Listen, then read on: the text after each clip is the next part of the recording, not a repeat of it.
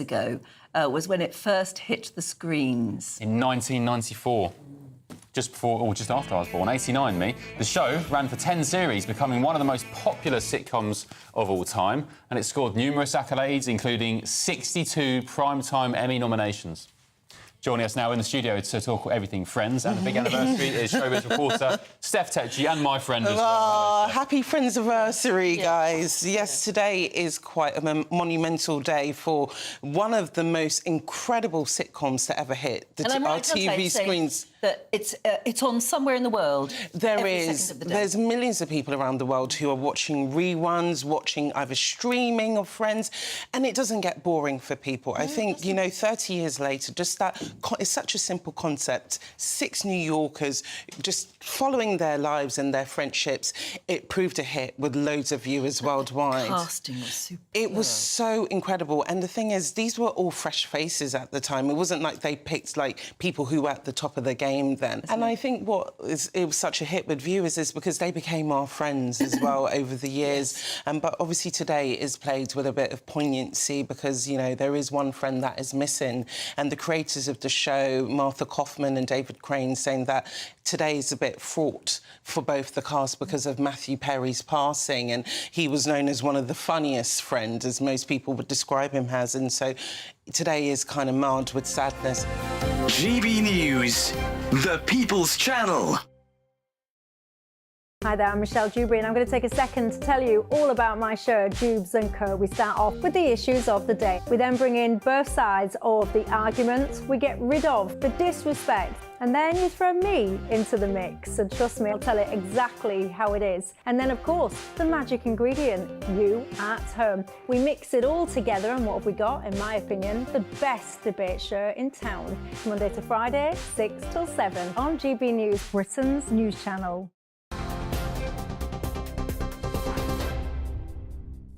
Good evening, I'm Will Hollis with your top stories at 11 o'clock. People across Israel have today gathered to mark the one-year anniversary of the October 7th attacks. In Jerusalem, Israelis carrying flags and placards with the faces of missing people gathered outside President Netanyahu's home. At 6:29 local time, a siren rang out to mark the hour that Hamas-led militants launched rockets into Israel last October. According to Israeli figures, they killed 1,200 people and took some 250 hostages into Gaza. The anniversary comes as polling data carried out on behalf of the Campaign Against Anti-Semitism finds what they called a concerning level of support for Hamas among young people in Britain.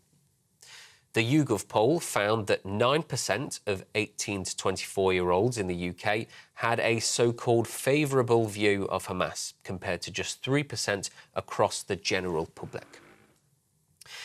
A Met police officer has been charged with sex offences against 2 women. The Crown Prosecution Service has brought a catalogue of charges against David Carrick, which includes 2 counts of rape and 1 count of sexual assault. Police in Hertfordshire say the charges follow an extensive and complex investigation. The Foreign Secretary has defended the decision to hand the Chagos Islands back to Mauritius while facing heckles from MPs.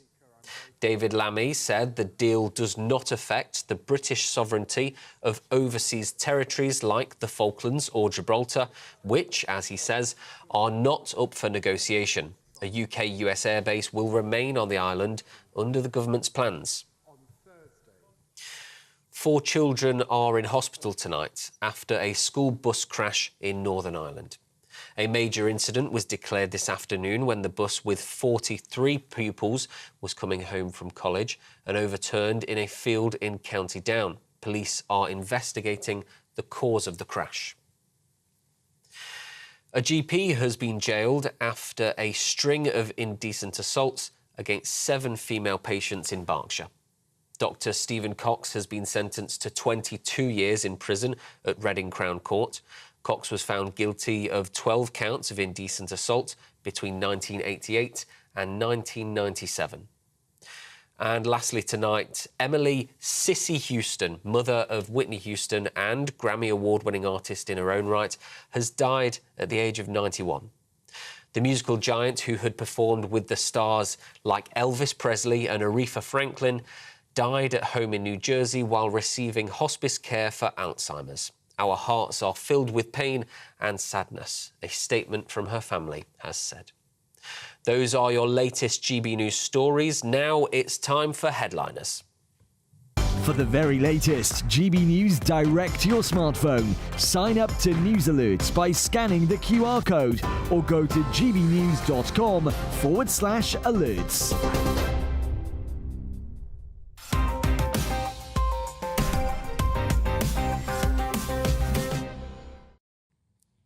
And good evening and welcome to Headliners. I'm Simon Evans. Tonight joining me we have Josh Howe and Louis Schaefer. How the devil are you, gentlemen? I'm all right. I went to the doctor today I've got stage 3 kidney disease, which I've had since I was maybe in my 50s, early 50s. Well, why have you only gone to the doctors today? Because they check me out every 6 months, and every 6 months they yell at me. OK. Is that an X-ray you're wearing around your neck? No, it's my new tie. It's a brand new tie, which was selected by the people out there. If you're on my Twitter account, you could become Josh doesn't like when I do this. He thinks this is like way too serious. It's comedy, Josh. When's the joke coming? It's the idea that you just told everyone you're going to die of cancer or liver failure, and then you've just followed me on Twitter. Yeah. Because that's actually. I asked this guy. Shall I hand over the controls? Do you want to take it from there? Sorry. Well, it's going to get worse from here. It's going to be a Muppet show tonight. Let's take a look at the front pages, see if we can cram a little bit of news into the format. Telegraph open with a deported thief who has used the ECHR to stay in the UK. That, of course, will come to the attention of the Tory leadership. Race, the Daily Mail come clean on what Lord Ali got for his cash. That's a request rather than their actual ability to do so. The Eye, PM refuses to rule out UK military involvement if Israel attacks Iran. The Metro have our £14 billion hellholes. I don't know where they are, though. The Daily Express, united against Labour's cruel winter fuel cut. And finally, the Daily Star. Yes, it's occurred. Gavin and Stacey are reunited. So those were your front pages.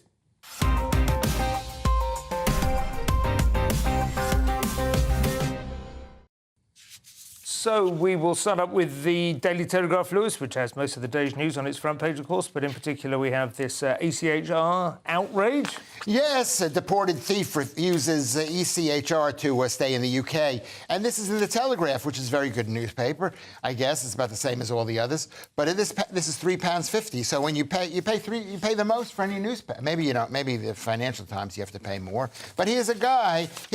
He was convicted of something, and then they stayed burglary, and thank you for reading that, Josh. And then they sent him back to Albania. Okay, and then he got Josh. And then he snuck back into Britain. And so they found him in Britain, and they said, we're deporting him. And he said, no, you can't deport me because I've had a baby with a Lithuanian woman who isn't a citizen, I don't think. A Lithuanian she is not a citizen. She has a right to remain after. I would imagine. Okay, yeah. so she is, and so she, and to be fair, the type is very small. But it does seem like an extraordinary abuse of the intentions of this act, of this court, which is obviously really rather old and creaking now. And seemed to be like one of the main reasons for Brexit was supposed to be to detach ourselves from this and be able to control our borders more tightly, and yet nobody's laid a glove on it since. Do you know what? Can I just stop you there? Because this has to do with me. Because if my wife decided to kick me out, would I be kicked out after having 2 kids in this country with a British citizen? So it all started with you. That's a palate cleanser. Yeah. The thing is, the Brexit deal that we signed was really based on us staying in the EHCR or whatever it's called. ECHR. ECHR. Yeah. Not to and be that confused with central heating. No, exactly. But although that's on the decline. But so it is a tricky thing getting out of it, although other European countries are also having their issues with it. And the problem is that this is what we've seen, is people abuse the system. And this was not intended, this Article 8 thing, if you want to get all specific, was not intended for this purpose. No. But, of course, the lawyers get in there. Yeah. And they've managed. Now, we don't want this Albanian guy maybe he's had a turnaround, I don't know. But he was here, he came over, he did a burglary. That's not a good thing. No. And he was sent back. That is good that he was sent back. Now he's had a kid who knows? And he was what sent kind back as life part he's of gonna have a here. prisoner transfer agreement with Albania. I noticed a few days ago, barely a week ago, we were discussing an expensive new jail being built in Albania on the British taxpayers' account in order to rehouse a lot of Albanian prisoners. It's clearly quite a significant sort of subset of prisoners now. I mean, it feels like something really quite fundamentally dysfunctional is going on here. Well, what's we're even dysfunction- paying for their prisoners and they're not even going back. What's dysfunctional is that people in Britain want to have their own country, and they've basically given it up to... They gave it up with this ECH whatever. No, by the way, we started it. I should just say, well, post-World War II, we're the ones who created it. Yeah, I know. And I would like to say it's also done a lot of good in the world. It's provided us a lot of rights. But we need to recognise we're in a new world. Well, this is it. If the system's going to be exploited, we either need to get out of that system to rebuild a different system, or we need to fix the system that's there. Have you got any views on the millionaires to flee Britain at a record rate? This is an interesting one, because this is one of those things that I've sort of changed my mind on a little bit. OK. I just remember when... You now regret voting Labour? Yes, well, that's amongst many things. But I remember when I used to have a lot of proper rich mates, you know, and I remember they were going, before Blair came in, we're all leaving the country, and they didn't. And that's what I assumed would happen here. But Blair was very friendly to that contingent. And what's happening enormously relaxed or something, wasn't it? Mandelson's comment? Yeah, exactly. Whereas it seems like this is a different... The fear of taxes is real. It hasn't really happened yet. But they are leaving, or they are saying they... Now, whether it's a threat where they are going to leave to these other countries, I would say that we have a great... If you're rich, I think the UK is a pretty good place to be. You can have a pretty great life. Well, it has traditionally, but this is the thing. If they go with capital gains tax, and they're also going to just make it hostile for non-doms, basically they're going to make the place an extraordinarily hostile environment for anyone who is very wealthy, and other countries in Europe are making themselves a lot more hospitable. And they're not just moving to Europe. It's a good point. It is down. It's down from 4.5% millionaires to 3.5%. Well, that's what they're saying in this report. Right. So it is going... All right, I think you said that. Sorry. But the truth is that now I watch YouTube videos about living in different countries where you don't have to pay the horrible taxes and you can move your business there and you don't even have to put up that much money.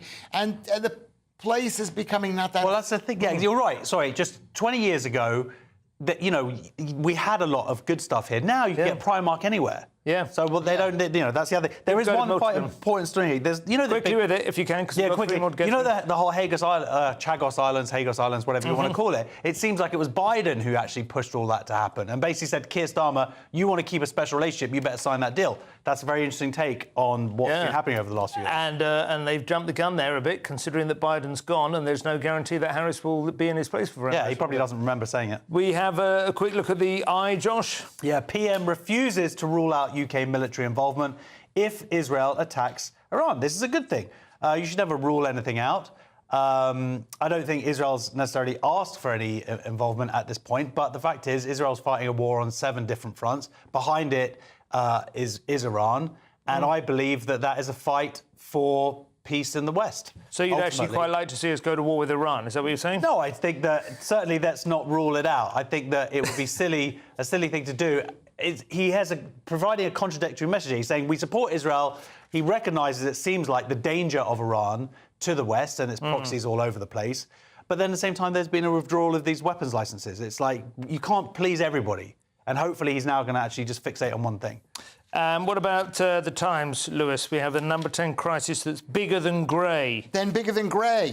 Whitehall chiefs warned dysfunctional Downing Street as male advisors felt threatened, say ousted chief of staff's allies. Ousted chief of staff is that grey woman. And I think they're trying to blame it on masculinity. I've seen...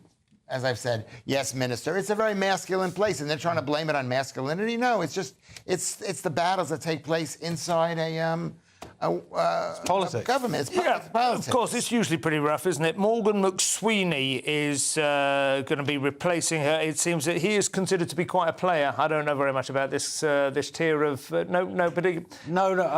think he's the sort of Cummings of the left more than she was to some extent. But there does seem to be this reputation of this kind of laddish culture. Yeah. Like he drinks beer and watches football. And so you think that's preferable to Sue Gray, or you think Sue Gray was eased out? She drinks wine. Eased out due to misogyny. Is that what you're saying? I have no idea. You're the Labour guy. You're the one who wanted this. Well, this is the thing. He's had a bumpy landing, and I think fundamentally, whilst he's played the game well over the last few years in terms of getting Labour into power, it seems like sometimes his finger's just not on the pulse. Fair enough. Finally, Josh, very quickly, Stacey and Gavin are back. Do we care? Yes, it's occurred. I've never watched an episode, but I know that there's some sort of plot thing when it finished a few years ago, like did they get married or not? And then they've now just given it. Thank you, Star. You've just given it away. Now I'm not going to watch it at all. Well, I would watch it, and I'm surprised that I actually enjoyed it. I've seen like bits and pieces of it. Is you don't like the guy James Corden at all? You know, he gets on my gut, but he is proper funny in this thing. He's a very good actor. He was slightly, I don't know, somehow obsequious in the host role. I've always felt, but a very good, funny actor. Great in Cats. Alan Bennett loved him. That's the front pages out of the way. Join us in part 2 for the return of the Manchester 2, Ermine justification, and the humbling of Kamala Harris. We'll see you in a couple of minutes. Good afternoon, Britain. Weekdays from midday. National Trust Director General has said something rather curious. She's admitted that 70% of the charity's staff are Union Jack-hating progressive activists. Yes, this was speaking at a Labour Party fringe event. The boss of the charity, Hilary McGrady, acknowledged that there was a gap between her staff's views and the views held by the wider public. So was she being honest? Joining me now to discuss this is historian and broadcaster Rafe Hadel-Mankoo, who I believe is with me. Rafe, thank you very much indeed. Can this be true? The founders of the National Trust and later figures involved in it, like my hero James Lees-Milne, were really motivated by love of nation. But I think that love of nation in the Trust has become actively, national self-loathing. And that's really the state of modern Britain. And with the Trust, I mean, what we've done is we've actually entrusted our national heritage to those people who actually actively despise our national heritage. And it's, it's utter madness. Have these people wanted to take over charities like the National Trust for their political ends, or is it just something that happens? Is it just the type of people who work in charities? This has been part of the long march through the institutions, that people need to understand that Britain is now a post-revolutionary society. So the buildings that house our institutions look the same, but the people who now run them bear no comparison to the generations who lovingly built and ran them. They are cuckoos in the nest, and we need to understand that. And of course, once you realize that, of course, that explains completely why, the National Trust and others have crudely tried to denigrate our national heroes and link them and their houses to colonialism and slavery, as they ludicrously tried to do. GB News, the People's Channel. I'm Christopher Hope. And I'm Gloria Di Piero, bringing you PMQ's live here on GB News. Whenever Parliament is in session on a Wednesday at midday, we'll bring you live coverage of Prime Minister's questions. We'll be asking our viewers and listeners to submit the questions that they would like to put to the Prime Minister, and we'll put that to our panel of top politicians in our Westminster studio. That's PMQ's live here on GB News, Britain's news channel. Why go out on a Friday night when Friday night comes straight to your home? Talking about? Join me and my A-team of top pundits. Chemistry tonight is electric. As we tackle the big stories of the day with wit, insight and fearless energy. Man of the people. It's all vibe. Just a filing cabinet on wheels with a tie on. So, order in Friday Night Live with me, Mark Dolan, every Friday at 8, only on GB News, the People's Channel, Britain's news channel.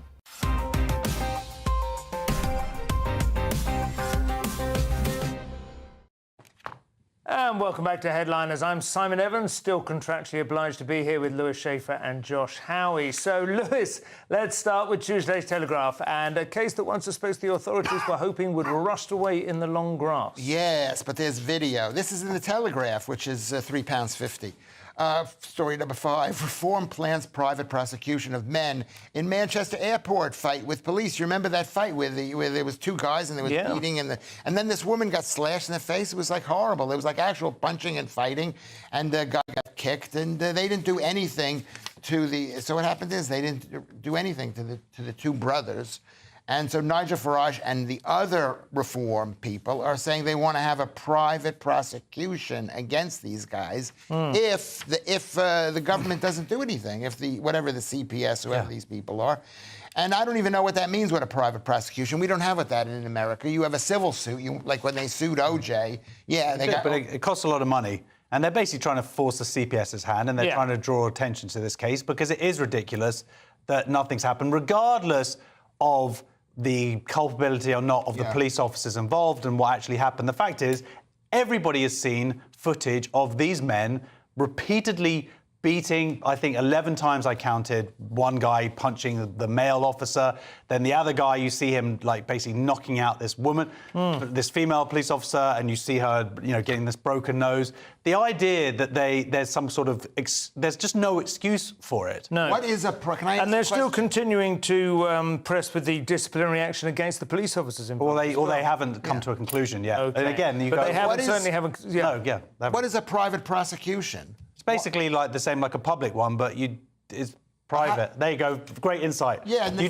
have to pay for it. That's it's and what does it get? It's just a guy. What does the guy get? Like if I sue they can you, still you can still it's not you're suing. They can still go to prison and whatnot. It's just the CPS, the government pays for it, or we pay for it. The sort of thing that the Good Law Project tries to do in order to stop the government detaching from Europe. But this is a very sort of clever strategy of it'll try and just shame them into actually doing something. Won't it? I mean, for a long time, people have been showing this picture of the two individuals. What's happened? Just like endlessly kind of going, still nothing, still nothing, still nothing. I mean, there's been that campaign online. Absolutely, but it looks like the authorities are scared of antagonising the Muslim community. Yeah. And it just sort of is evidence, seemingly, of this two-tier policing that supposedly doesn't exist. Can these guys be put in jail? Yes. No, it would be an actual prosecution, well, I did not know that. Josh, the Times next, and new appointments to the House of Lords will have to justify their presence. What next? An end to droit de seigneur. Well, what is that? The right of the Lord of the Manor to have the first dibs on a bride. From the I Am Scotland. Oh, Braveheart. Braveheart. Is that it what that wasn't is? from that. They didn't make it up. Oh, okay. It may have been in that. Yeah, okay, fine. All right. That's all. Everything I know is all from Braveheart. Yes. Anyway, yes. House of Lords appointments will be justified to curb cronyism. Good luck with that.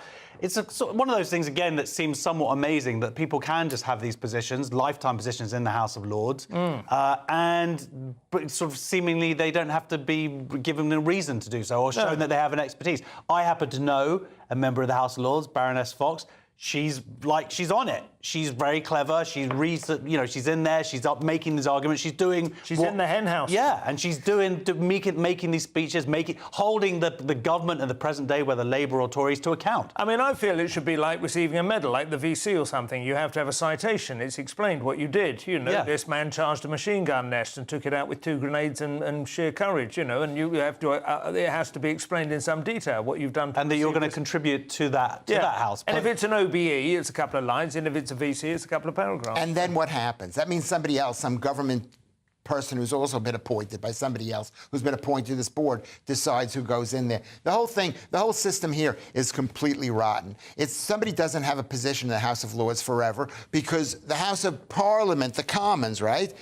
They can just say the House of Lords doesn't exist if they wanted to. So it's just by the grace of the House. Well, it's checks and balances. It's just like the Americans. If you had to give a citation, you would at least put that into the newspapers, and then people could say, well, I don't think that is an adequate reason for their elevation. And then it would be a black mark against them at the very least, wouldn't it? Yeah. But someone has to decide, so it might as well be... Well, there was this 29-year-old young woman who was given it, who worked supposedly for number 10 for a little bit. There was another young man, 30... What they usually say is they know where the bodies are buried. That's usually the sort of default presumption, isn't it? That they've enabled some cover-up of some scandal or other, and that's their kickback. And then there's the Russian owner of the Standard, of course. That was, and these people, there's Ian Botham. Now, Ian Botham, I was a big fan when I grew up. Doesn't mean he should be on the House of Lords what are you arguing.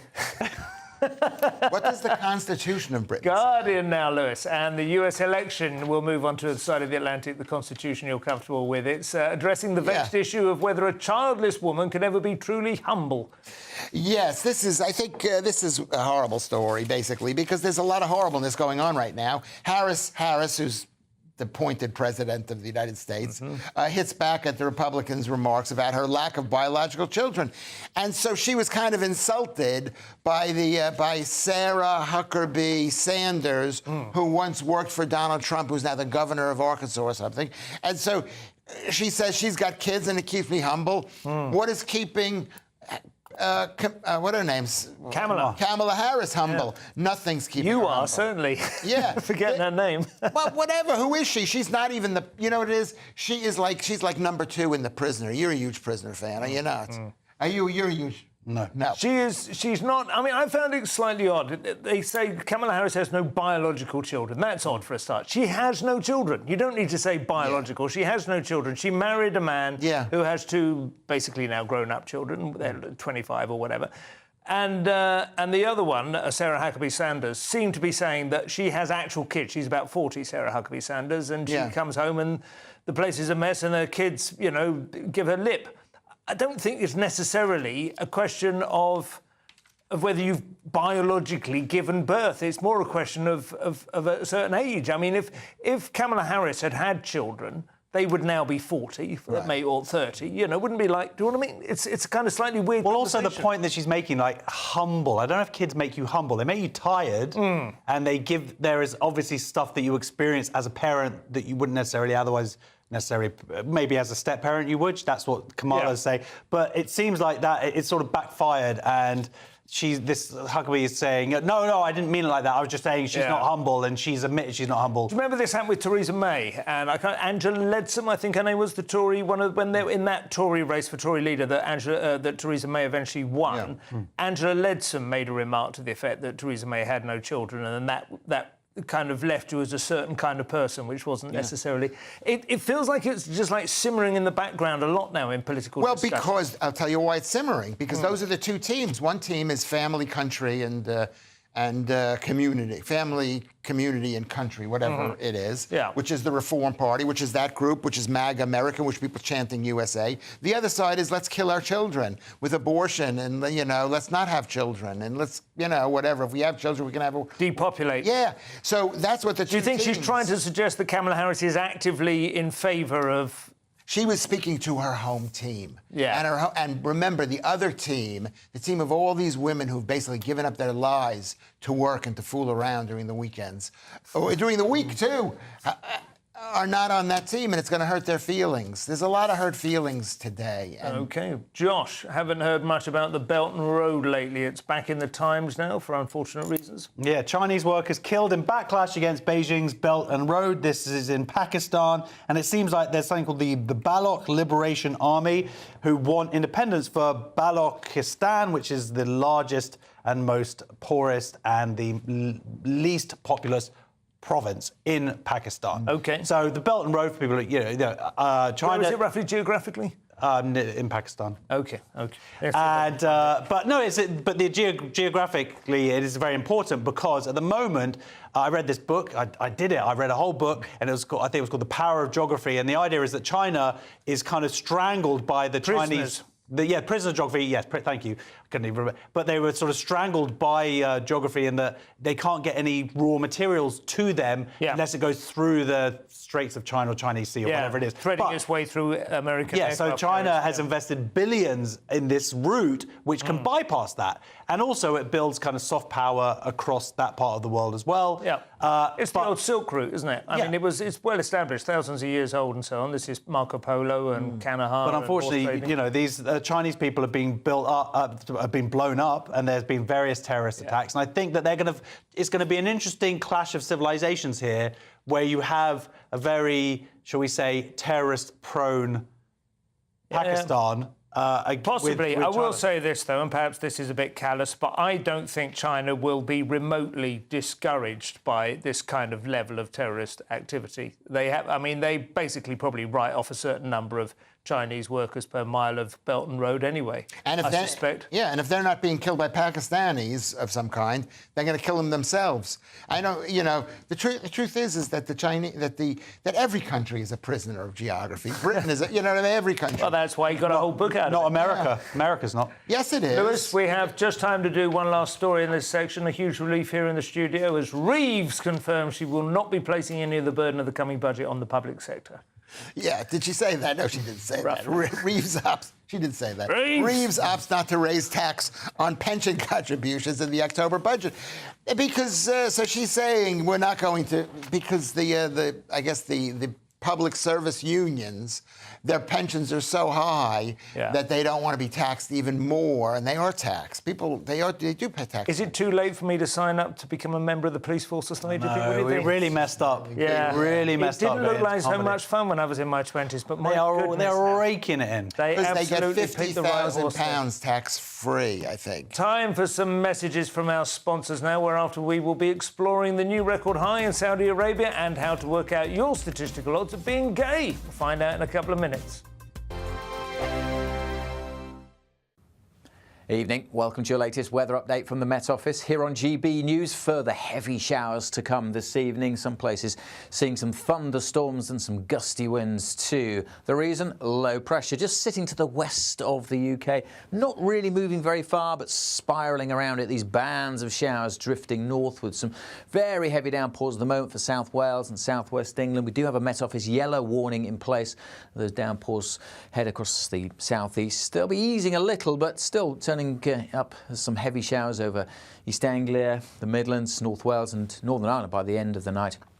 Clearer skies in southern Scotland, northern England will allow temperatures to dip to single figures, but for most a pretty mild night actually. And then tomorrow it's a case of watching more heavy showers with some brighter spells in between. May well be a fine start across East Anglia, much of the southeast, but showers will quickly start to spread back in here. Grey start for Northern Ireland, some outbreaks of rain pushing north, and that'll spread into parts of Scotland during the day. But through the central belt, probably a dry start. Notice the northerly winds across northern Scotland. It's been dull and damp here today. Won't be quite as wet tomorrow, but staying pretty grey and feeling cold with those winds. Whereas in the south, the winds are coming up from the south, bringing mild air, but also bringing heavy showers again. The potential for some thundery downpours, some sunny spells in between, but staying pretty drab across southeast Scotland and northeast England. Feeling cool here as well with the winds coming in from the sea, but in the south with a bit of sunshine, we could again get 18 or 19. Wednesday again, we'll be dodging the downpours, particularly over central and eastern England, and this zone of wetter weather over southeast Scotland, northeast England. A drier day maybe for Wales and southwest England, a little bit brighter as well with some sunny spells. But again, with that wind coming down from the north, temperatures are going to struggle, going to turn colder for all of us by the end of the week. I'm Christopher Hope. From pop stars to politicians, I'll interview anybody in a pub who's got a political opinion. Join me every Friday on Spotify, Apple Podcasts, YouTube or gbnews.com, or wherever you get your podcasts. This is GB News, the People's Channel.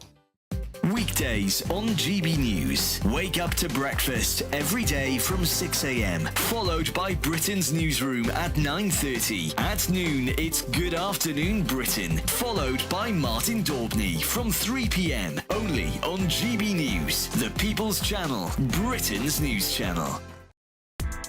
Join me, Nana Akwe, for an informative, interactive news programme with a difference. It's fun. No, he didn't say that, Dave.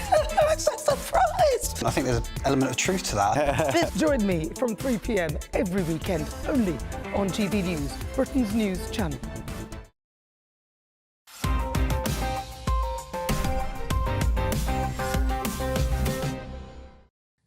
And welcome back to Headliners. Let's get straight into Tuesday's Daily Mail. Josh, we have the newest members of the UN Human Rights Council, stretching the credulity somewhat. Yeah, well, as many of them do, executions in Saudi Arabia hit record high under MBS as UN prepares to vote the country into the Human Rights Council this week. Oh, the UN. And the Human Rights Council doesn't live up to its name. Shall we say? It has many countries on it, like that for various periods of time that massively torture, in prison without trial, misogyny, all of this stuff. So it's like Saudi Arabia arguably would belong right amongst it. I mean, there should be a law by now, shouldn't there? I mean, a law as in the sort of, you know what I mean, like Murphy's Law kind of law, to say that any organisation created in order to uphold standards will gradually expand in order to try and include people within the community whose standards need to be upheld, and will continue to lower its standards in order to do so until it becomes utterly meaningless. Well, all it exists for now is to really whitewash, or whatever you want to call it, those countries who are blue wash, I think. Whatever. Yeah. So he is hoping, MBS is the leader now in all but name, that they're going to be voted in, because then it'll be like, look at us, we're really good, Saudi Arabia, even though these people are being... I mean, weren't like Iran a couple of years ago were like leaders of the Year of the Woman or something? Or, I mean, it's kind of ridiculous. It is utterly ridiculous. Insulting. Lewis? I don't think it's ridiculous at all, because how are we to judge, especially this country or America? This country arrested people for tweeting something 3.5 years, whatever. We haven't executed anyone yet. But so what? You think that's a form of execution to put them in prison? Is that and it's the United Nations, which is your world, Mr. Leftist world. It's teamwork. I agree with you. America executes people. I mean, they are, you know, they're not. I'd argue their legal system's more robust, though. Yes, and also they keep them alive on death row for decades in order to establish that beyond reasonable doubt that they really did kill people. And even then they make mistakes. Yes. You know, so... I don't know exactly what Saudi Arabia's been executing people for. I know traditionally it can be, blasphemy and so on, and there's some very unpleasant sort of sexual politics going on in there, but they weren't specific about what these executions... Maybe they have been more insurrection. Yeah. Doesn't matter. Doesn't matter. They're against Iran. You're right. Okay? You're right. I take it all back. Yeah. Go Saudi Arabia. Yeah, you got to do it. At the end of the day, you got to pick your team, and your team may not be. You got a left back. He's your left back. Maybe he shoots with the right foot, but he's still your left back. That's an American football analogy there. Yeah. Right, Lewis, useful information comes to light now in the Daily Mail to help people work out how likely they are. Yes, this is in the Daily Mail. Having an older sibling increases the odds of being gay by a fifth, major study finds. This is basically, I'm gay, so I know all about this thing. A lot of people don't think that I'm gay, but I'm gay. You know what the number one cause of homosexuality is? Older brothers. My mom. But this is a study that was done, and it says that from the University of Melbourne, that says if you're younger than somebody else in your family, you're gonna have a higher higher chance of it happening. But the truth is, they don't really discuss what is the cause of homosexuality. Well, they actually have a really interesting...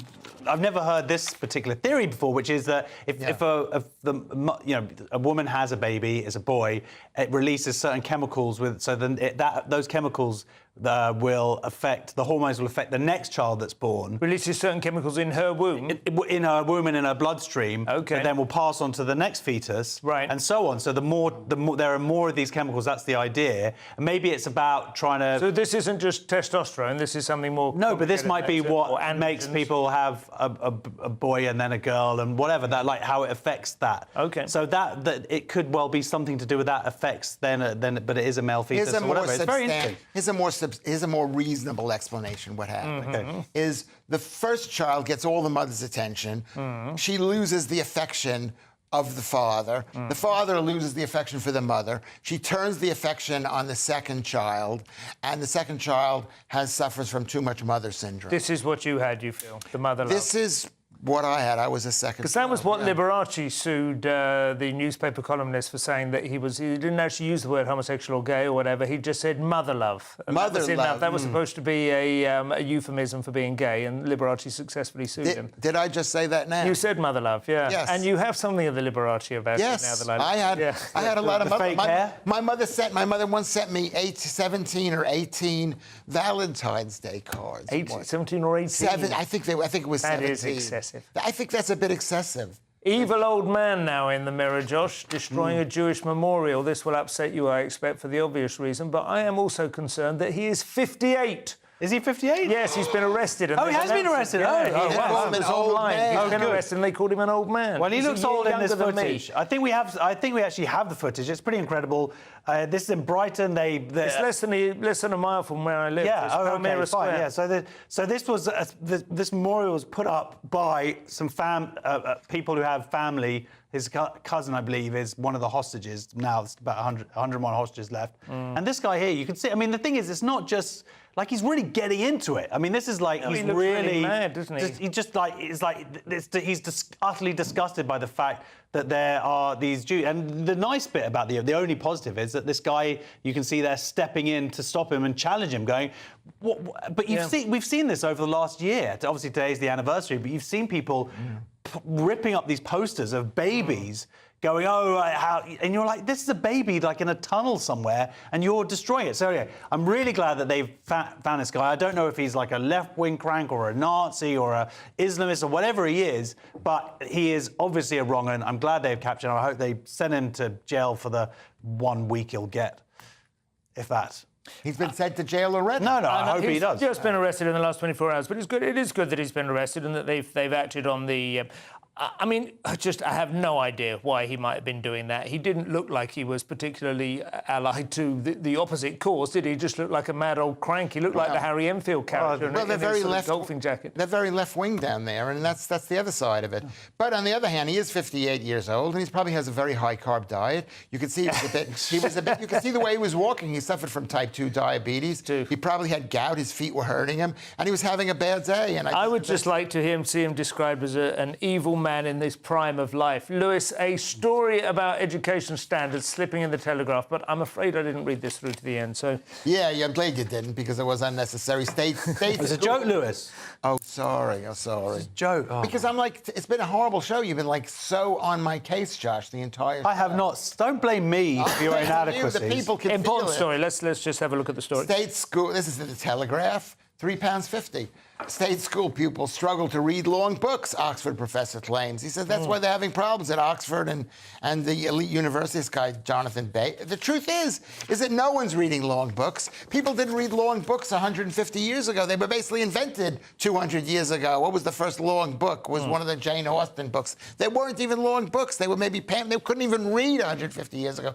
So what are people complaining? This is such a non-news story. First of all, the lower classes should not go to school. What do you think, Josh? I have to say, my kids both got... My daughter got a good grade at A-level English, and my son is halfway through his English A-level now. Neither of them are expected. They are at a good school. Neither of them are expected to read the whole book. They just read passages now. I found this a bit disturbing. I thought they were lying to try and avoid homework, but I've had it confirmed.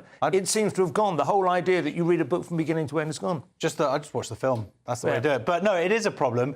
I don't necessarily agree with his analysis of why it's necessarily happening. He seems to think that there's a class system here, private schools and whatnot. Yeah. I think the obvious things would be things like the phone and that lack of attention. I mean, it drives me absolutely batty that my kids don't read, because I grew up and it was part of my life. But do you read through books now? I find it difficult. No, I read a book and I get twitchy after a little while, or even feel sleepy. I also noticed, I think he is deluded. He says he used to find... They struggle now to finish one book in 3 weeks. There was a time they could read 3 books in 1 week. You could say to them, we're doing Dickens this week. Please read Great Expectations, David Copperfield and Bleak House in a week. No, nobody can do that. Not because many. they've got other things. They have other things to do. No, but even 30 years ago, with nothing else. They go out to drink. They didn't have anything to do. They were in some place in the middle of the countryside. They had no cars. They were stuck there. Daily Mail now, continuing our theme of kids of today. Just not only they can't read, they can't lay pipe either, or they just don't want to. Is that a euphemism for going to the toilet? Possibly. I don't know. Yeah. I'll have to ask the kid. Gen Z job applicants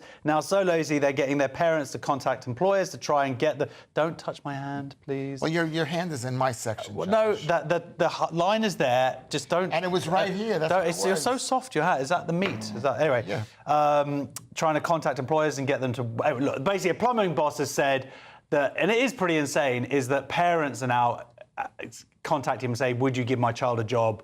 And that seems to be the way of the world. I got hired by a parent to write their child's UCAS form. Wow. Yeah.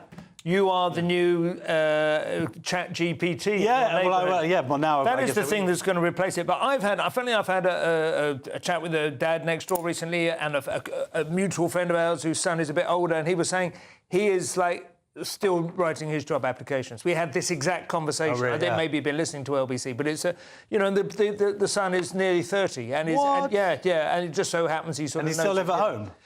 I don't think he lives at home. I think he sort of drops in and gets his dad to help him. The problem is printer ink is so expensive Well, but it is confidence as well, isn't it? You do have to fail a few times, and it is difficult, especially if you've managed to protect your children for too long. You kind of go, at some point, I'm going to have to kick you off this branch, and you're just going to fall in a heap on the floor. Yeah, you've hit the nail. They've hit one nail in the head, which is you know, a lot of coddling of the kids. The other thing is that boys today, and this is the main discussion of this channel, have been taught they're no good. They're no good. So why would they want to apply for a job? Why do they think they're going to get a job? And you watch the ads on the TV, everything is saying boys are, you know... Boys are good at plumbing, though. They must know that. Boys are good at plumbing. I mean, that's... Once we lose that, it's all gone. You want to know something? They're better at plumbing. I was going to be a plumber. This is a true story. A couple of years ago, I was looking into it. You should have done, instead of joining the police. I came here. Final section to go, which has podgy zoo animals doing it for the clicks and the dangers of falling veg. See you in a couple of minutes.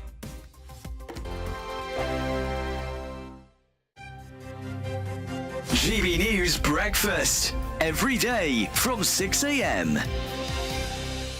It was revealed that former Prime Minister Boris Johnson had what they called a manly pep talk with Prince Harry in an attempt to persuade the Duke to stay in the UK. Let's talk to former Royal Gardener Jack Stooks and Royal commentator Richard Fitzwilliams. Morning to you both.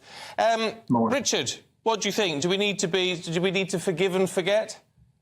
Well, firstly, I mean, they don't want to come back, and at the moment, absolutely not. I mean, you'd have a circus every single royal event that involved the Sussexes. You'd have the focus on them and so forth. It would, in reality, be completely impractical if you consider that in the past 4 years, they've conducted a guerrilla war against the royal family. They've done enormous damage to it. OK, Jack, I know that over the many years you worked for Prince Charles, you got to know both of the boys very well. And you're a bit fed up with the negative way that certainly we now in the media in Britain talk about Harry.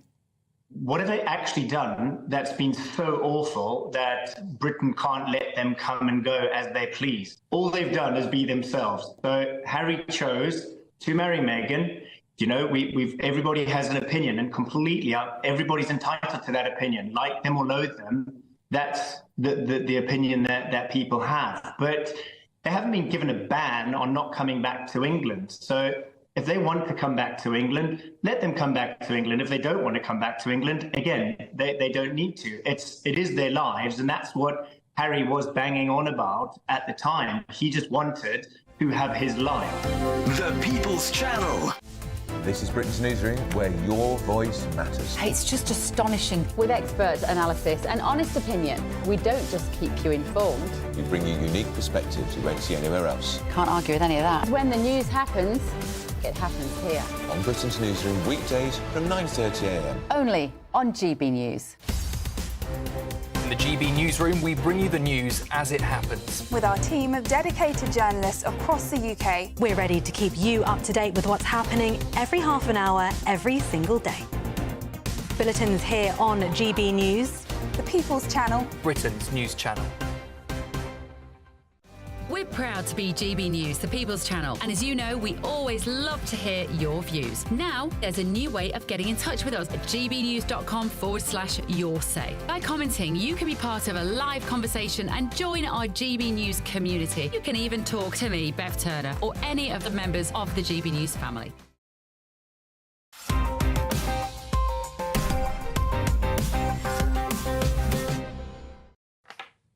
So, welcome back to Headliners, and we kick off this section with a rather bizarre animal welfare story that has elements of a feline Lazarus, somewhat undermined by the vet's name, in my view. I noticed that too. Vet who took home Happy Cat, the cat was happy, quote-unquote happy, that she was told to euthanize, which means put to death, which is what the Tories want, is what everybody wants to do now, while grieving owner thought it was dead, is found guilty of disgraced conduct. That's the headline is bad, but it's the Daily Mail. Well, this nurse, Dr. Parody, her name is Parody, and she was supposed to put in a cat to death because the owner got bored of it, even though the owner said... Oh, he had a skin condition. Had a skin condition. Well, the owner says regularly rescues cats herself. Yeah. I think it's herself. So what the point I was getting at... Yeah. Thank you. What's the point? But he was interrupting me. So what? Oh, jeez. Look, the funny thing I need to be interrupted what is every ridiculous single here is that she's like, oh, I killed a bunch of animals that day, and then they brought this cute kid in, and then I was like, I don't want to do it. But then she chops off the testicles. No. This is what happened. She didn't kill the cat. She chopped off the testicles to bring it home with her because she just. That's what I'm saying. But he's like thinking, I've had a lucky escape here, and then he loses his testicles. But it's not very nice. Would you lose your testicles to live? But here's the point. Well, I have. The point. I didn't mean to question you, Simon. I didn't. No, go on. So what do you think? What is the point? That she castrated him as well. The point is she told the owner that I didn't kill your cat, I saved your cat's life. And later, she was forced to. She sort of said, no, the owner went away thinking, oh, no, my poor cat, and was grieving and stuff. And then actually, the assistant or whatever dobbed her in and said, there's no file here. Oh, right. And so I've never heard of anyone going up for, like, veterinary misconduct. She came clean, and then she made her pay for the work that she did. That's the part that was like a scandal thing. You know what but she had to do that in order to cover her own butt that she had not. I mean, she's not been sacked. She's not been struck off. She's been admonished. Yeah. You know. I mean, the good news is that the cat died in the end anyway.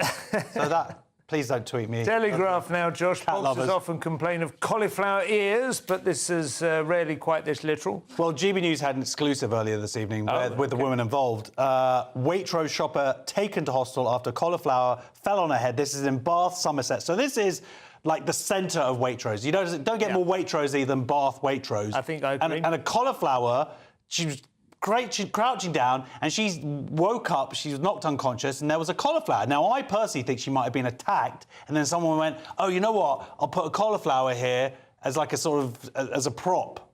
Oh, really? You think she was coshed? Maybe. Okay. Maybe. Who knows, for whatever reason. That doesn't sound very Bath Waitrose. Or here's another thing. The problem was her fault for going to Waitrose, because Waitrose has got such quality products, there are other supermarkets out there, that their cauliflower is so dense.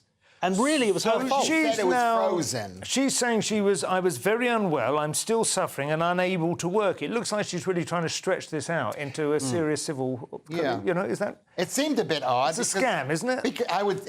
I'm not saying it was a scam, but she woke up, she had a Chinese or Vietnamese accent. So there was some damage. She said, yeah. She had eyes. They said your eyes look just like Simon. She's been given a £25 voucher and £8 for a taxi fare. I mean, it's like something out of Bullseye. Yeah, £25. They'll buy you a packet of Smarties in Waitrose. And then she said, I live in Bristol or something. How can I get home to Bristol for £8? Well, how did you get to this place to begin with? There's no Waitrose in Bristol. Further opportunity for you to be racist against Oriental persuasions. Now, Lewis, this is the Sun and a Lewis diet-based story about a Chinese zoo. Yeah. Well, these are all these Chinese-based. This is in the Sun. I don't know how much the Sun costs, but I can't imagine it costing as much as the Telegraph at £3.50. But zoo fattening up animals to turn them into internet stars like Mu Deng.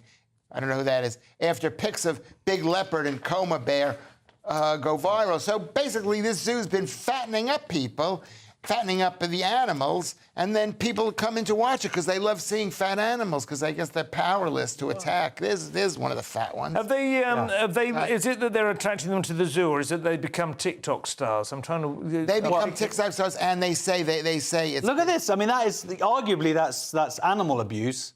Yeah. You know, that vet should get him. That looks pretty standard, isn't it? That's that's not. No, that's King of the Swingers. Twice. This is not. This is way too much. That's a good look. That one lives in Sussex. That one is on that farm. You know, that Heritage Farms. But that might be fur. That might be known as the unit. Oh, really? Well, that might be more fur. But it seems like it is abuse. But they're saying that they give when people come to the zoo. Yeah. It's like it's a cycle here where people come to the zoo. They say the zoo says we give all the money from the zoo tickets and give them in food. So now more people are coming to see these fat animals, and it's killing them. Stop going to the zoo. No, that's an excuse. Joker 2 sucks, and I'm tired of pretending it doesn't. Have you seen it? The Independent, I have seen clips. OK, Joker 2 beats out Madame Web and Morbius to make cinema history in the worst possible way. It's been basically voted the worst superhero film of all time. And I think it cost $200 million. The first film, Joker, was sort of a critical darling and also made a huge amount of money. I think it made like $1 billion or something. Made $1 billion, yeah. It was huge. So people have been with very excited. No expensive effects or anything. Yeah, and it was a good film, solid film, maybe a little bit derivative of Taxi Driver or whatever. Correct. But anyway, It was not remotely superhero-ish, of course. No, but it was yeah, it was like a sort of villain psychological origin story. Yeah, it was good. It was good, and he was good in it. Joaquin Phoenix. Anyway, this has come out. It's a musical. People hate it. The interesting thing is, and what it doesn't necessarily mention here is that there was this argument when it came out that it was sort of like part of its success because it was attracted a kind of incel culture and it appealed to this kind of like single lonely man. Situation, and some people theory, I don't agree with it, I don't think this, but they believe they deliberately made this film to sort of counteract that and to make it bad so that it wouldn't then lead to the success within the incel Interesting. culture. You've got 8 seconds if you want to say anything, Lewis. I don't trust any of these things. I haven't seen it. And it could be the mainstream press, which is like bad-mouthing the thing. There we go. The show is nearly over. Thanks very much for your contributions, gentlemen. Let's take another quick look at Tuesday's front pages. The Telegraph: deported thief uses ECHR to stay in the UK. The Daily Mail: come clean on what Lord Ali got for his cash. The Eye: PM refuses to rule out UK military involvement if Israel attacks Iran. Metro: our £14 billion hellholes. The Daily Express: united against Labour's cruel winter fuel cut. And finally, the Daily Star: yes, it's occurred. Those were your front pages. That's all we have time for. Thank you to Lewis and Josh. We're back tomorrow at 11 p.m. with these two again, and hopefully Adam Kumas will stop their bickering on that occasion. And if you're watching at 5 a.m, stay tuned for breakfast. Otherwise, good night.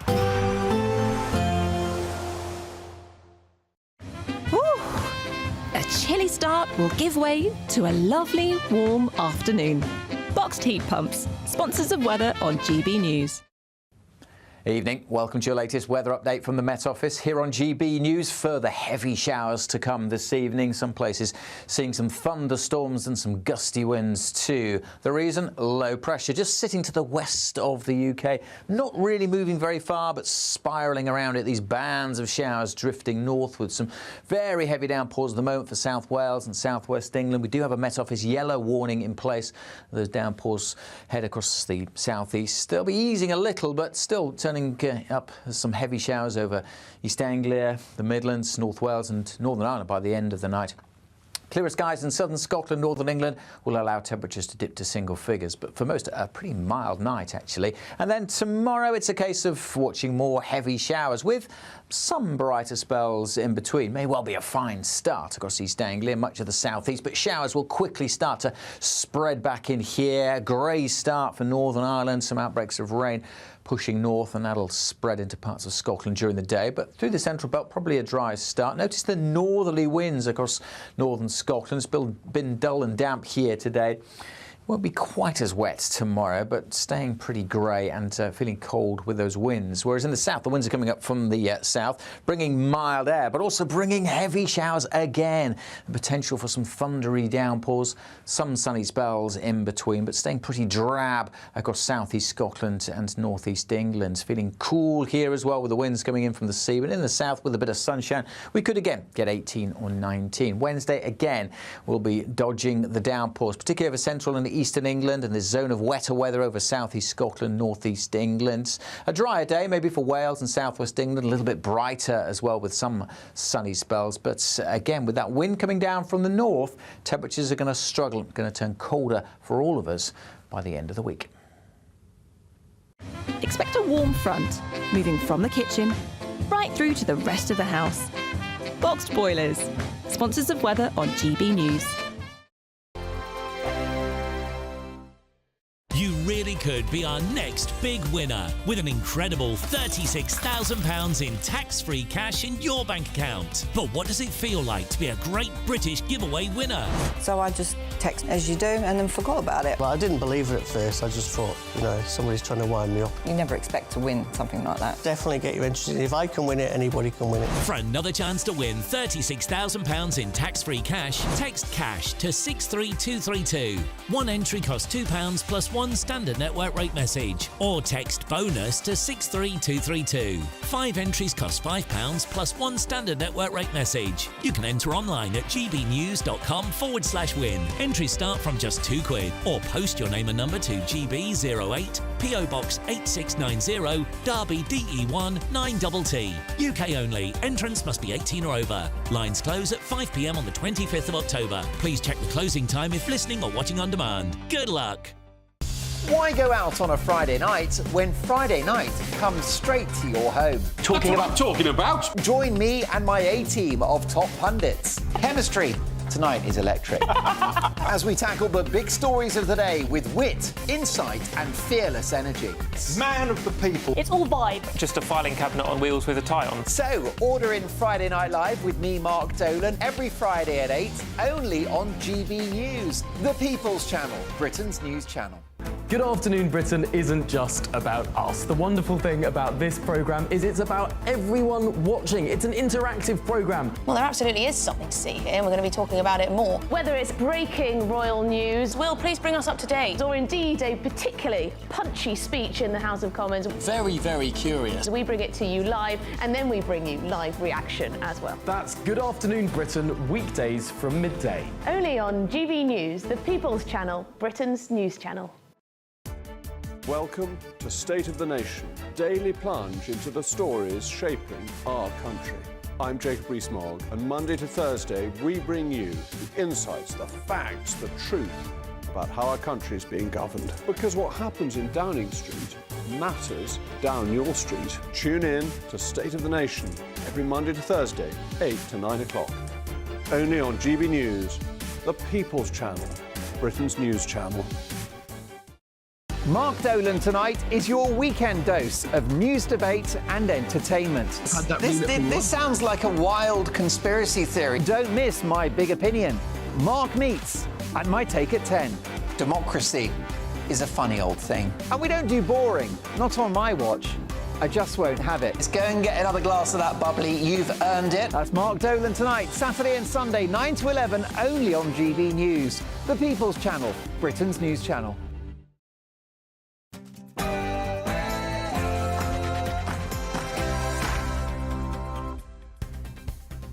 A very, very good evening to you. I'm Martin Daubney, and this is GBN Tonight. On October the 7th, 2023, Hamas launched the largest ever terrorist attack on Israeli soil. The terrorist group killed 1,189 people and took 251 hostage. 1 year on, we'll be taking a look back at the event that shook the region and indeed the world. I'll be joined in the studio by the Israeli ambassador to the UK to commemorate the event and to discuss what next for the region. And up next, as almost 1,000 people crossed the Channel illegally this week, and a shock new study conducted by Oxford University shows that Britain is the illegal migrant capital of Europe. The research shows that up to 745,000 illegal migrants are now in the country. I think it's much more than that, to be honest, accounting for around 1 in 100 people. How have we let it get to this point, and what can be done about it? And after weeks of turmoil, hostile briefing and bitter infighting at the heart of Number 10, Sir Keir Starmer's Chief of Staff has been dramatically ousted, and the government has been forced to institute a reset in just 100 chaotic days since being in power.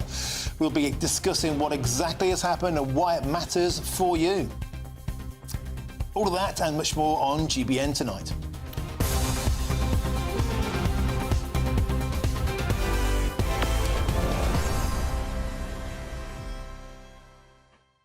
Well, it's the show. Always a pleasure to have your company. Now, all that coming.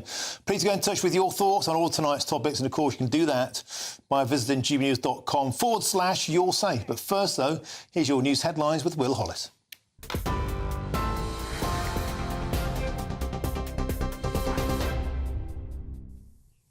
Good evening. The time is 1 minute past 7. I'm Will Hollis with your top news stories. A major incident has been declared in Northern Ireland after a bus crash in County Down, according to the ambulance service. Police in Northern Ireland say that 2 children who were trapped on board the bus have sustained serious hand injuries. 27 children have been taken to the Royal Hospital in Belfast with minor injuries. While 70 people were on board, it's understood there have been no fatalities. GB News spoke to passenger Alex Hagan at the scene.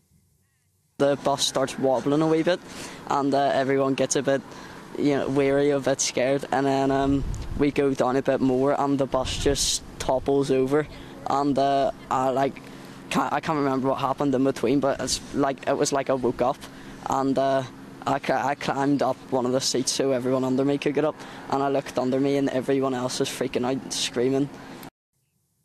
People across Israel have gathered to mark the one-year anniversary of the October 7th attacks. In Jerusalem, Israelis carrying flags and placards with the faces of missing people gathered outside President Netanyahu's home. At the time of 6:29 local time, a siren rang out to mark the hour that Hamas-led militants launched rocket attacks into Israel last October. According to Israeli figures, they killed 1,200 people and took some 250 hostages into Gaza. And new polling carried out on behalf of the campaign against anti-Semitism has found what they called concerning levels of support for Hamas among young people in Britain. The YouGov poll found that 9% of 18 to 24-year-olds in the UK had a so-called favourable view of Hamas, compared to 3% across the general public. In politics, Parliament is back following a recess for the various party conferences which have been taking place over the last few weeks. Members are now back in Westminster, but their return coincides with further controversy for the government after yesterday's departure of the PM's Chief of Staff, Sue Gray.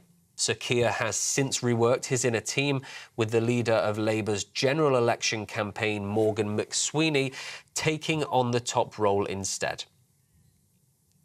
Former police officer David Carrick has been charged with sex offences against 2 women. The CPS said the former Met officer has been charged with 5 counts of indecent assault, 2 counts of rape and 1 count of sexual assault, plus 1 more count of coercive and controlling behaviour. A GP has been jailed after a string of indecent assaults against 7 female patients in Berkshire.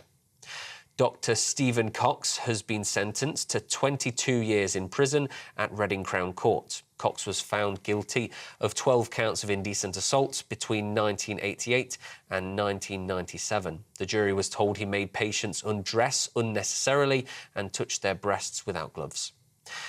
And your final story for you at this hour. Reform UK is preparing a private prosecution of the men involved in a violent altercation with police officers at Manchester Airport in July. Members have written to the Home Office Secretary claiming that officers involved have been thrown under the bus and that the alleged assailants are being given special different treatment. In their letter, they also claim that a senior police officer overruled a recommendation to release footage of the incident, which was later leaked to a newspaper.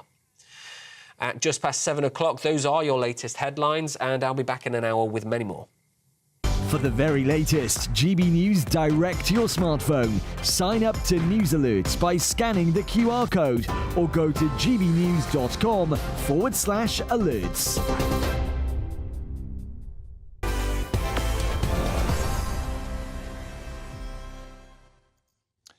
Thank you, Will. Now, a year ago today marked the darkest day for the Jewish people since the Holocaust. And Hamas terrorists, yes, terrorists, they entered Israel and brutally murdered nearly 1,200 people, taking a further 251 hostages. Of those, 97 still to this day remain unaccounted for. This act of war, backed by the Iranian mullahs, sparked a conflict that continues to this day with victims on both sides. More Israelis have been killed and more than 41,000 Palestinians have died, according to the Hamas-run Gaza Health Ministry. And recently, the war has expanded to Iran's other proxy in Lebanon, the Hezbollah terror group. Israeli forces have bombed Beirut, taking out Hezbollah's leader Nasrallah, while Hezbollah has targeted locations in the north of Israel, such as Haifa. Now, today, commemorations were held across the world to mark this important and tragic anniversary. In Israel, among the many vigils, one was held at the site where 364 people were killed at the Nova Music Festival. The last song played that day was replayed, stopping abruptly at the same time as last year. And here in the UK, in Hove, during a service of the names of the victims are read aloud while the Foreign Secretary visited a synagogue in North London, joined by the Chief Rabbi of the UK, Rabbi Ephraim Mirvis in Westminster. The Prime Minister had this to say. Mr. Speaker, 15 British citizens were brutally slain that day. Another has since died in captivity. Our thoughts today are with the Jewish people around the world, the Jewish community here in the United Kingdom, and all those that we lost a year ago. And we stand with all communities here in the United Kingdom against hatred of Jews or Muslims. Yeah. Because any attack on a minority is an attack on our proud values of tolerance and respect. Now, as in the 1930s, you may be wondering why this matters to us here in a far, far away, safe land. Well, that terrific day caused reverberations around the world, including in the UK. Instead of condemning the violence carried out by Hamas and expressing empathy for the victims, many celebrated their actions and even tried to justify them. Almost weekly, we've seen thousands of pro-Palestine protests and the rise of the term two-tier policing, with police seemingly treating pro-Palestine protesters better than pro-Israel activists. Well, I've been on these protests and I've experienced them all firsthand, including, as you can see on your screens, when the genocidal slogan "From the river to the sea" was projected onto Big Ben. I begged police to take that projector down. They simply ignored me. They didn't care. Just this weekend, there were shocking scenes, including people mocking the deaths of Israelis, signs defending Hezbollah, one saying even "I love Hezbollah," another saying Hezbollah are not terrorists, as you can see on your screens, these disgusting images. One person even dressed up as a Hamas paraglider, a year on from paragliders going in and murdering so many Israelis. And the situation has also seeped into our politics.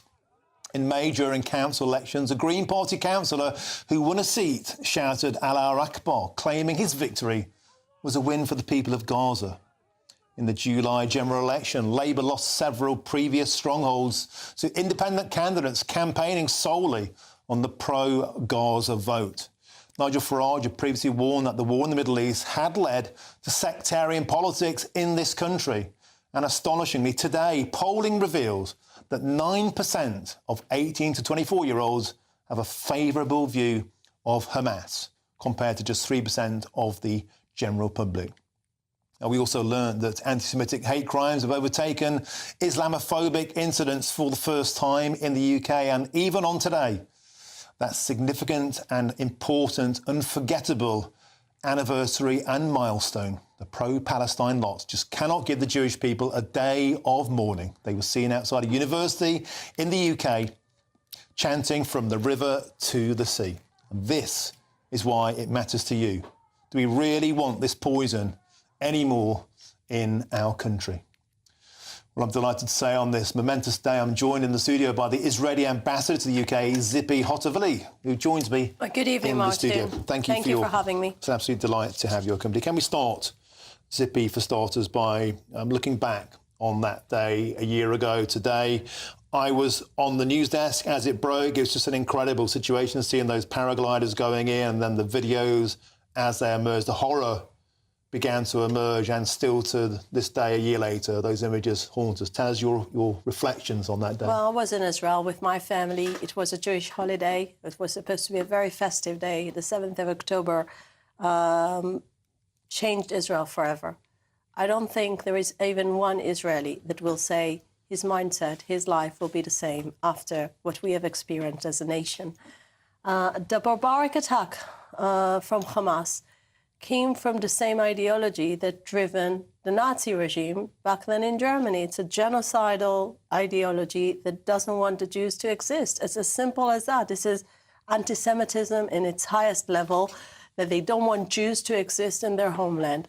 And they came to Israel to commit those atrocities, including sexual violence, horrible actions of rape, butchering, burning to death people, families that have been devastated and shattered. I feel, this day, I feel that the first thing I'm thinking about is our 101 hostages, the fact they're still there. Every Israeli knows someone that was in 7th of October in the battlefield, because the country became a whole battlefield. And now, 10 months after, I can tell you that Israel is actually a stronger country, because we are facing our enemies with no illusions about their intentions. Their intentions were exposed at the 7th of October. And now when we see those people that are coming to commit a genocide in the Jewish people, we are protecting the Israeli people by eliminating those terrorists. And we started with Hamas, and now we're going to make sure that the other proxy of Iran, Hezbollah, won't be functioning on our northern border, so the people of the north can go back to their homes. There are 60,000 Israelis that have been evacuated. So I believe the Middle East will be actually a better place after Israel will finish the mission of eliminating those terror groups. Zippy, can I ask you about the political response from the West? Because 1,200 people were killed a year ago today. Hostages were taken, the deaths in the most unimaginable manners. I had a father whose son is still held captive. His boy Guy still doesn't know if he's dead or alive or in what perilous state. And yet, surely those who would benefit the most from a ceasefire, or at least from backing out of the area, would be Hamas. Why is it that Benjamin Netanyahu seems resolute in his mission to wipe out Hamas, to eliminate Hezbollah, no grey area there? Yet today, the British Prime Minister Sir Keir Starmer said, we need a political solution. We must have an immediate ceasefire, put down the arms. We don't want any more conflict. That seems to be echoed by all of the Western world. Why are they saying we need a two-state solution when Iran, Hamas, Hezbollah, they don't want this? No, they don't want Israel to exist. It's as simple as that. They don't want any political solution. So you